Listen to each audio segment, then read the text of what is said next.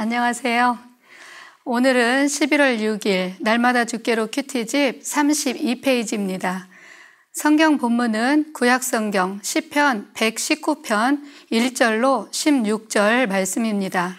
이 말씀을 가지고 행실의 정결함을 얻는 빛의 액이라는 제목으로 큐티 가이드를 시작하겠습니다. 사랑하는 성도 여러분, 오늘 우리가 읽은 본문 시편 119편은 시편 150편 중에 가장 긴 시이며 성경 중에서도 가장 긴 문장으로 되어 있습니다. 저자는 다윗이고요. 주제는 하나님의 말씀입니다. 세상의 유혹과 박해 속에서 신앙을 굳게 지키기 위해 하나님의 말씀을 삶의 가장 우선순위에 두라는 지혜시입니다. 시라고 보기에는 다소 무리가 있다 싶을 정도로 무려 176절이라고 하는 긴 문장으로 되어 있습니다. 이렇게 긴 시 속에 84절, 90절, 122절, 132절을 제외하고는 각 절마다 율법의 의미를 가진 동의어로 9가지 정도의 단어가 번갈아 가며 기록되고 있습니다. 그 단어들을 종합해 보면 율법, 증거, 판단, 규례, 율례, 말씀, 법도, 길입니다. 이 시를 읽다가 보면 저자가 전 인생을 살아가는 데 있어서 하나님의 말씀을 얼마나 사모했고 그 말씀을 지키며 살려고 애썼는지를 잘 알 수 있게 됩니다. 내용 관찰 1번입니다. 어떤 사람에게 복이 있을까요?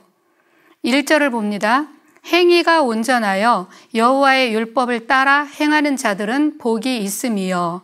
2절 여호와의 증거들을 지키고 전심으로 여호와를 구하는 자는 복이 있도다. 아멘. 여호와의 율법을 따라 행하는 자들이 복이 있으며 전심으로 그 증거를 지키고 구하는 자가 복이 있다고 합니다. 그런데 서두에 보면 행위가 온전하여 이렇게 말씀하고 있지요. 이 말을 직역하면 길에서 온전한 자들이라는 말로 인생을 온전하게 살아가는 자들, 올바른 방법으로 살아가는 자들을 지칭합니다. 이런 자들을 다른 말로 표현하면 비난할 것이 없는 또는 오염되지 않는 자입니다. 이 땅에 사는 사람 중에 이 정도로 행위가 온전하여 복 있는 자가 과연 얼마나 될까요? 자신의 의지와 노력만으로는 그 행위가 결코 온전할 수 없으며 하나님의 말씀과 연관된 삶을 살 때만이 온전한 삶을 살 수 있음을 보여주고 있는 것이지요. 즉, 이 말씀을 돌려 말하면 여호와의 율법을 살아가는 자가 복이 있고 그런 사람의 행위가 온전하다라고 말할 수 있는 것입니다. 두 번째, 시인이 부끄러움을 당하지 않는 것은 무엇 때문일까요? 6절을 보겠습니다. 내가 주의 모든 계명을 주의할 때에는 부끄럽지 아니하리이다. 아멘. 주의 모든 계명을 주의할 때 부끄러움을 당하지 않는다고 했습니다. 여기서 주의하다는 말은 문자적으로 주시하다라는 말로서 하나님의 말씀을 삶의 지표로 삼기 위해 깊게 묵상하고 지속적으로 그 말씀을 의식하며 산다는 말씀입니다. 이렇게 말씀을 행하며 살아갈 때 크고 작은 문제들로 사람들 앞에 버림을 당하거나 수치를 당하지 않도록 막아주신다는 것이지요. 더 나아가서 종말론적으로 하나님의 심판을 면하게 될 것이다 라는 의미입니다. 다음 두 구절을 보면 더 명확하게 알 수 있지요. 로마서 10장 11절을 보면 성경에 이르되 누구든지 그를 믿는 자는 부끄러움을 당하지 아니하리라. 이사야 28장 16절을 보면 그러므로 주 여호와께서 이같이 이르시되 보라 내가 한 돌을 시온에 두어 기초를 삼았노니 곧 시험한 돌이요 귀하고 견고한 기초돌이라. 그것을 믿는 이는 다급하게 되지 아니하리로다. 아멘. 예수를 믿는 자는 부끄러움을 당하지 않을 것이며 다급한 일을 당하지 않도록 막아주신다는 말씀입니다. 세 번째, 시인이 범죄하지 않기 위해 무엇을 하였을까요? 11절을 봅니다.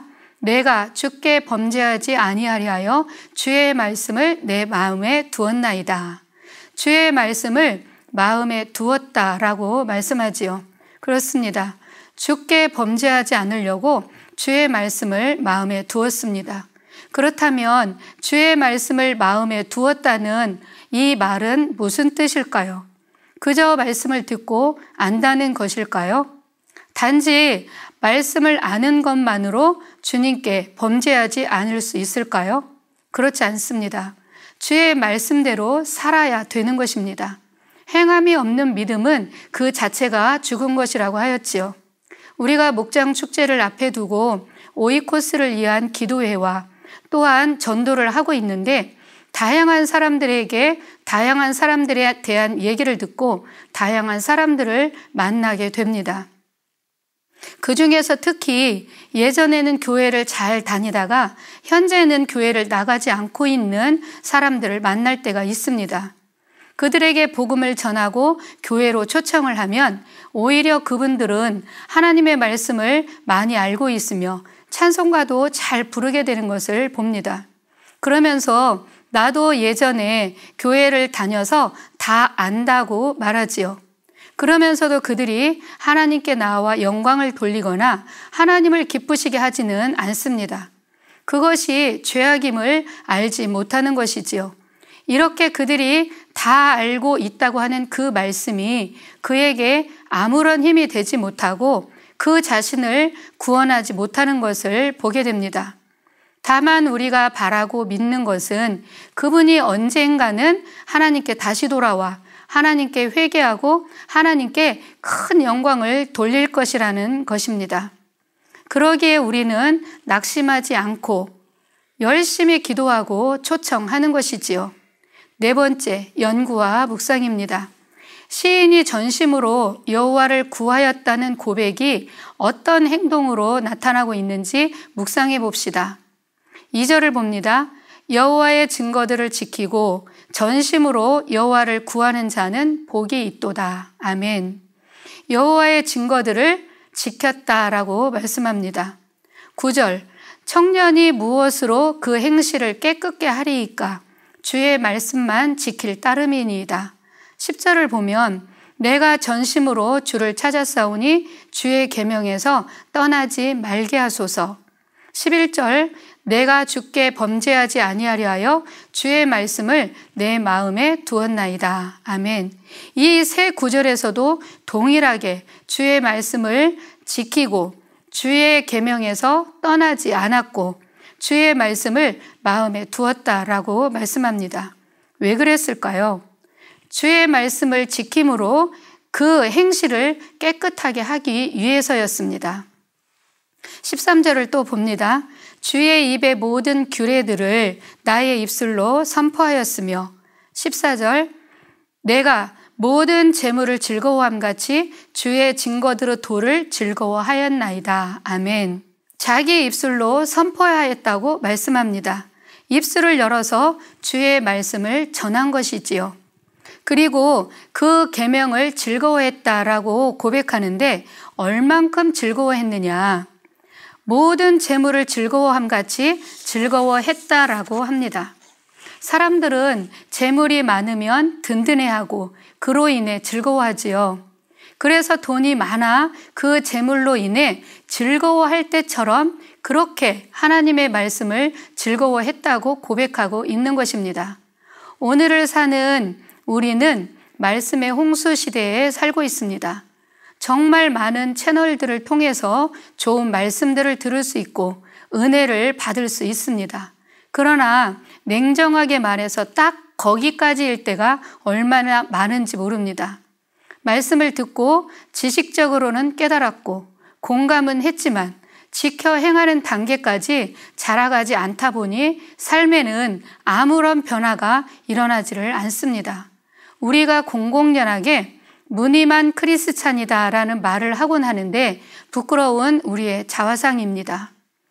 우리가 다시 한번 깨어 일어나 말씀이 내 속에서 역사하도록 내 안에 변화가 일어나도록 그리고 우리의 행실이 정결해지도록 말씀 앞에 내 자신을 온전히 내어드렸으면 좋겠습니다. 마지막으로 말씀을 읽고 마치도록 하겠습니다. 요한복음 14장 15절을 보면 너희가 나를 사랑하면 나의 계명을 지키리라.